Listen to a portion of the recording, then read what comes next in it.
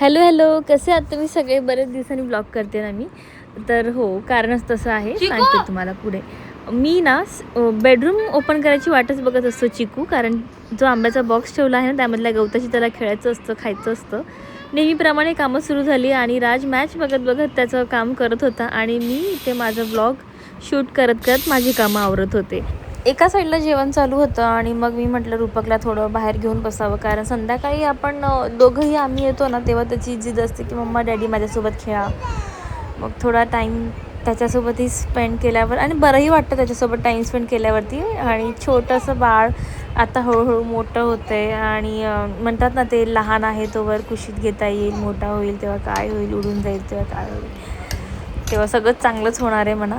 चल आमचं जेवण वगैरे झालं, 9:15ला बसायचा फोन आला की आपण रात्रीचे 11:15 होऊन गेलेत. ठीक आहे, आणि आम्ही चालू आहे राजेश शिवाजी महाराज मूवी बघायला.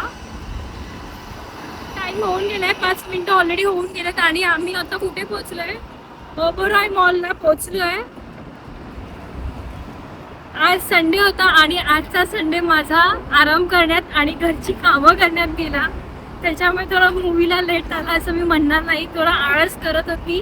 आणि 9:15ला माझ्या भावाचा फोन आला की आज आपण मूवीला जाऊयात का? आम्ही जाऊया म्हणजे आमचा प्लॅन आहे मूवीला जायचं, तू येतेस का? तर म्हटलं हां ठीक आहे आम्ही येतोय.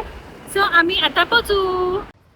मला बाहेर फिरणं वगैरे अजिबात आवडत नाही, कधीतरी जवळच्या जवळ ठीक वाटतं. पण रूपक मात्र खूप खुश होता आणि कधी नाही ते आज राजसुद्धा आमच्यासोबत येण्यासाठी रेडी झाला होता, नाही तर हमेशा त्याचं नाही नाही असतं कामामुळे.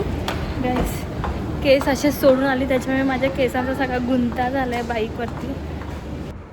मूवीला मम्मीच्या बाजूला बसणं म्हणजे एक रिस्क आहे, कारण गेल्यापासून रूपकला शॉर्ट पॅन्ट का घातलीस तुला कळत नाही का? इथे AC जास्त असते, थंडी जास्त लागते, तू लेटच का केलास, काय करत होतीस, आळशीपणा एवढा बरा नाही, असं तसं ब्ला ब्ला ब्ला ब्ला करून म्हटलं आता बस, आता जरा आपण मूवी बघूयात. मूवी छान होता आणि जसं आम्ही थिएटरमध्ये एंटर केलं ना, बसलासुद्धा नव्हता रूपक तेव्हापासून.